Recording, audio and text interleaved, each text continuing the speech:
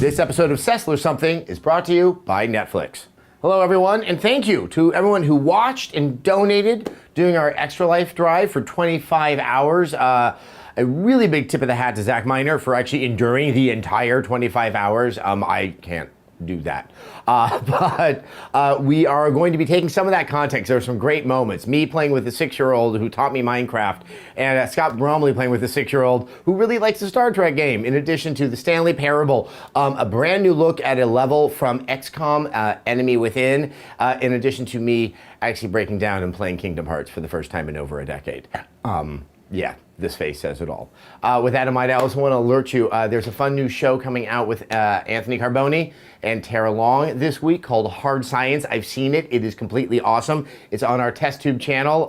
We'll have a link for you when that's available. Okay, so let's talk about Xbox One, PlayStation 4, resolution. That has been the big kind of furor going on. This all stems from the acknowledgement from Infinity Ward that Call of Duty Ghosts will be playing at native 1080p on the PlayStation 4 and will be an up-resed version of 1080p on the Xbox One. I think this came as a shock to a lot of people. It definitely kind of carved out more ground in the console wars and the fanboyisms going around. But you know what I find quite fascinating about it is I think that this is an issue that didn't need to happen had various publishers, EA, Microsoft themselves, Sony, this pushing of 1080p and 60 frames a second as this definition of what next-gen gaming is going to be. It has been uttered since before E3, and to suddenly sort of, you know, when all that positioning is based upon this benefit of the aesthetics of the game, it's really not even the aesthetics, it's just the resolution of the game,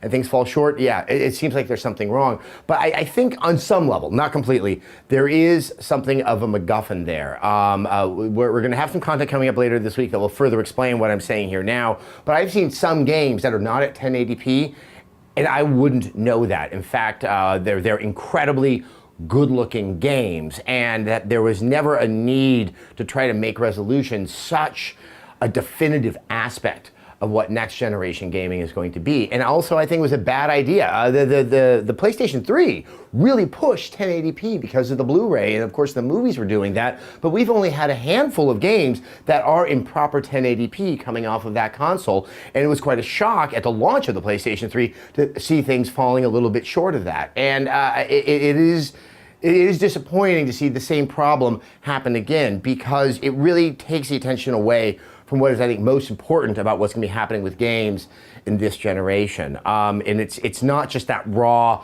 technical power, it's still game design. And one of the things I still want to see the most out of the increased computational power of these consoles is what happens that's a little more subtle, a little more under the surface, and that's a lot of what's happening with the artificial intelligence, where suddenly we're going to start to see more independent AI, and ideally the animations that go with it. Also, aesthetics. I still want a game to look interesting more than I want to have it look better than any other game that I've ever played. This whole idea, and once again, it goes back to the marketing of the consoles and the games that we're going to play on these consoles that really kind of took our eye off that, in the sense of my console is better than yours.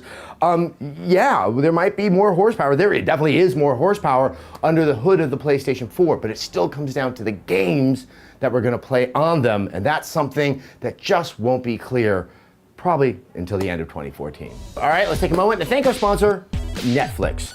Netflix lets you stream your favorite movies and shows straight to your home without having to deal with one of those pesky cable companies. As long as you have an internet connection and a Netflix-enabled device, you're good to go. You can support Red 3 games and sign up for a free trial membership by heading to netflix.com/something. All right, so the other thing I wanted to chat about, this is a little bit older, but I wanted to chime in on it. Day one patches. Oh no, my console, it's got a day one patch. And you know what, I actually kind of get some of the, like, yeah, I don't know what to do with that, how I'm supposed to read that after the experience of the Wii U. The patch itself really wasn't the problem. It was the way that the patch was applied and that you didn't know if you were actually updating or if your system had frozen and many people unplugged it and it bricked their system. That was more of the frustration around it. I don't think we're seeing anything similar with either the Xbox One or the PS4, but this is one that I have to be honest, I give a big shrug to.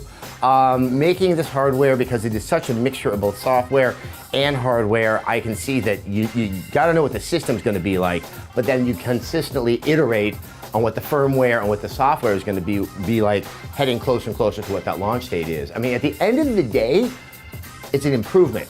And to want to only have a console that doesn't offer improvements, things have been discovered in the ensuing months, is a little bit, well, kind of strange. Yeah, it sounds like people didn't know what they were doing in the beginning, but I have a fairly good insight into what it is like to make a game. I have less insight in what it is like to make a console, but it's definitely kind of, well, it's like pushing further and further into the West in the 19th century. You don't know what's on the other side of that crest. If there's a bear there that's gonna take your face off or anything like that. And if it is kind of treated with a degree of caution so everyone can sort of set up shop and have a happier home life eating gruel, well, you know, I'm all for it.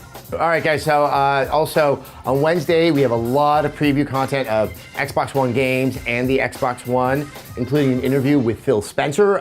Please stay tuned. The best way to find out when this stuff drops, hit that subscribe button. Do it now.